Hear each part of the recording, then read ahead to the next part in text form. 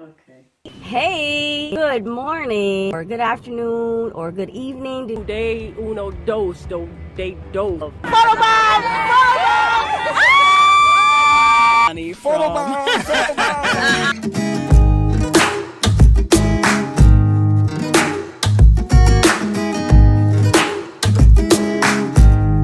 Hey everybody, welcome back to my channel. Thank you for watching. You are now watching the Let's Talk with Mo show, and I am your host, Miss Mo. If it is your first time joining me, thank you and welcome. And shout out to all of the motivators out there. The way you become a motivator, all you have to do is simply subscribe to my channel. Don't forget, like, comment, and share as well. So, for this show, I am thinking Kevin Hart, Cardi B and Offset, and this Jacquees character. So if you want to stay tuned and see what's going on and what I have to say about all three of those things, please keep on watching. Okay, first up, we got Kevin Hart. As you all may have heard by now, it's been going on for a while. Kevin Hart said no, but bowed out from hosting the Oscars due to the Academy asking him to publicly apologize for some old homophobic tweets from like 2009. Okay, that's the first part. So we got Nick Cannon, D.L. Hughley, Terry Crews, just to name a few. They all came and spoke out in Kevin's defense. Kevin Hart still apologized, but on his own terms, the way he wanted to, and not because the Academy asked him to. So he said, no, I'm not apologizing because you're asking me to just to host the Oscar show. No, I'm not doing that. So I'm gonna do you one better. I'm gonna apologize for those, anybody that I offended, hurt their feelings, whatever, but I'm still bowing out because what I have to say about this is, no, you ain't gonna try to bully me into doing a public apology just because you want me to host the show. So my take on it is, he ain't want to do the show that bad. I commend Kevin Hart. I am in his corner. I support him in this decision that he has made. I would have done the same thing. Yes, I would have apologized, but on my own terms, when I felt like it, the way that I wanted to do it, not because the Academy asked me to do it. And so you're not gonna, act like you're gonna be bullying me into apologizing, knowing full well that, come on, this happened how many years ago? It's 2019 now. So, and furthermore, you done tried to dig up anything you could. Were you doing that with everybody year to date that you asked to host the Oscars? I'll wait. Probably not. So yeah, I commend him. Way to go, Kevin Hart. Don't let him push you around. Next. Okay. All I want to know is, who in the world is this Jacquees character? Lord help us. So during an interview, this is so stupid. During an interview with Tigger, including Keith Sweat and Tank, this dude, he had the nerve to call himself the king of pop of this generation, putting a number on it, the ages 16 to 25. All right, that was the first mistake this dude made. Second thing is, he was very disrespectful and cutting Keith Sweat off as he was talking about he's the king of pop. Keith Sweat, he was in mid-sentence and this dude just jumps in talking about, oh, I'm the king of pop. Needless to say, few people had something to say about this. Okay, you got, just to name a few names, you got Bobby Brown, you got P. Diddy, you got Charlamagne the God. This dude's a punk and a bum. I'm all messed up about it. It's like there's just so much to talk about this guy. Bobby Brown, he was on TMZ, the guy that was asking him questions about the whole thing, Bobby Brown threw out the names of Usher and Chris Brown. He was saying, you know, if this guy wants to call himself the king of pop, battle for it, battle on stage. Why not? Then he added that Chris Brown and Usher were bad boys. He called both of them, they bad boys.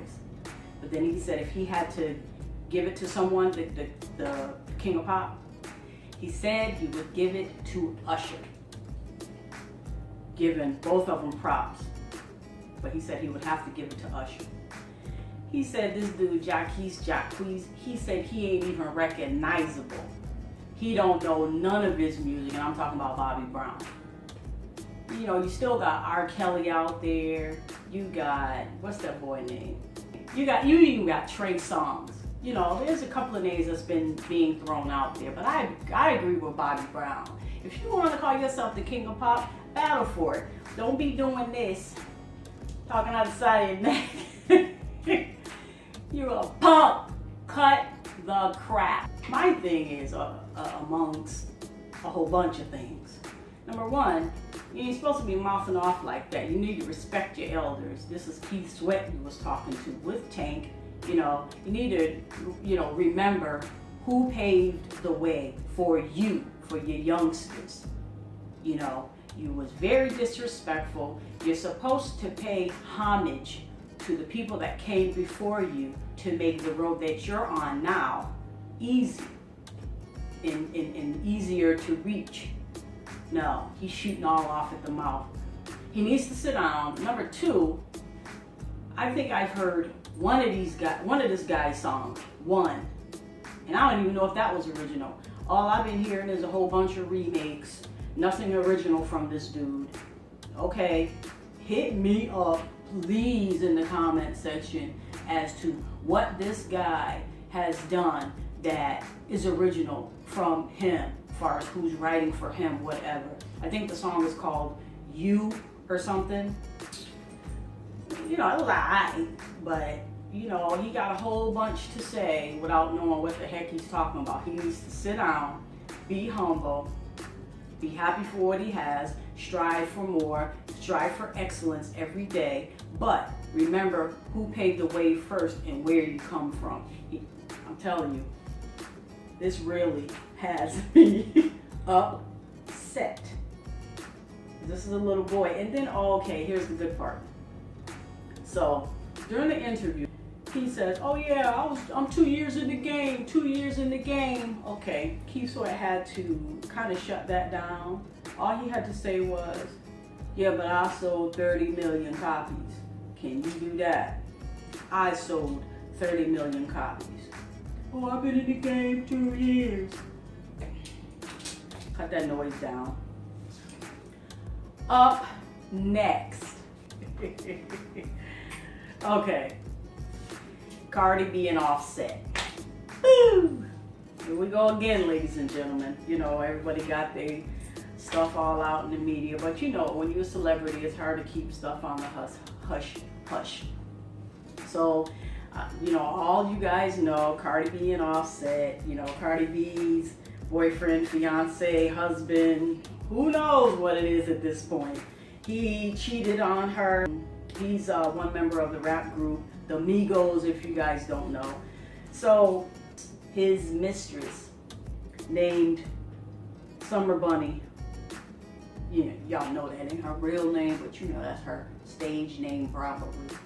So she goes on social media apologizing, you know, claiming that she feels bad, saying that she didn't know, get this, how serious the marriage was.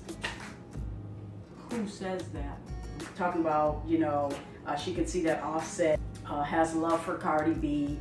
Of course, Offset goes on social media apologizing to Cardi B. The most tackiest thing I've ever seen.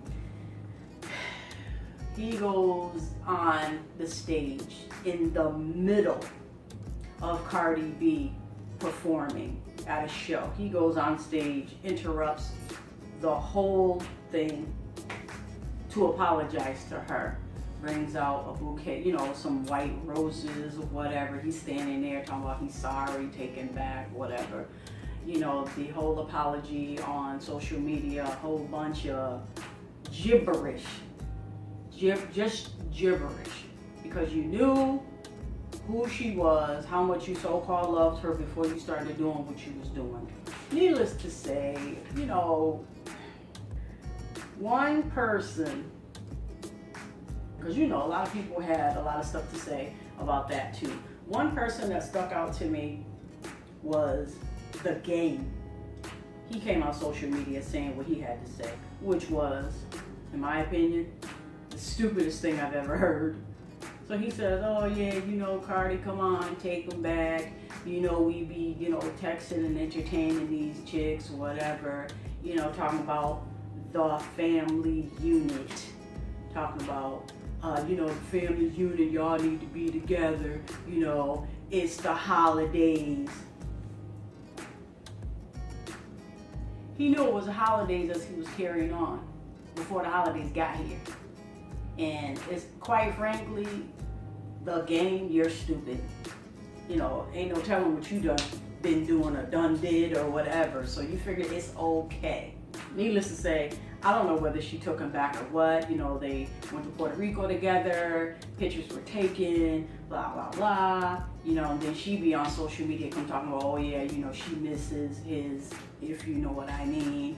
And then he gets on there posting some sort of little stupid video acting like he was Michael Jackson after they supposedly was together. Don't nobody want to hear all that. TMI, my ears, they hurt.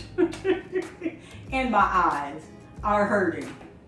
So my opinion on this whole Cardi B Offset thing is, it's unfortunate that, every time something happens with anybody, any kind of celebrity or artist or anything like that, we all have to hear it out here, and it's all on social media, which it is what it is. Why are you gonna go on social media as far as Cardi B? Why are you gonna go on social media talking about, oh yeah, I missed the D or whatever? Don't nobody need to know all of that, really. You could call him up and tell him all of that. And then he just as ignorant, getting on social media, making a little Michael Jackson video, talking about, oh, the way you make me feel, your sex, your pee, whatever. Don't nobody need to hear all of that. I think the whole thing is stupid. You aired your dirty laundry out there. I will tell you this. I cannot relate because nothing like this has ever happened to me before. However, when the trust factor is broken, if that can be repaired at all, good luck with that. Good luck to you and what you try to do with that. Because in my opinion, when it comes to a relationship, communication and trust are two very important things to me. In the top 5, I would say. Those are the two most very important things to me. Because once those two things are broken, you might as well just stop for the both of you. And to be fair to the relationship, you might as well just stop it. To me, whoever, did whatever that y'all did or whatever, it's hard. It's, I would think, the hardest thing in the world to get back. Even if you got it back, it's never ever gonna be the same. That's always gonna be in the back of your mind, wondering, contemplating, thinking, worrying, replaying. Where is he? What is she doing?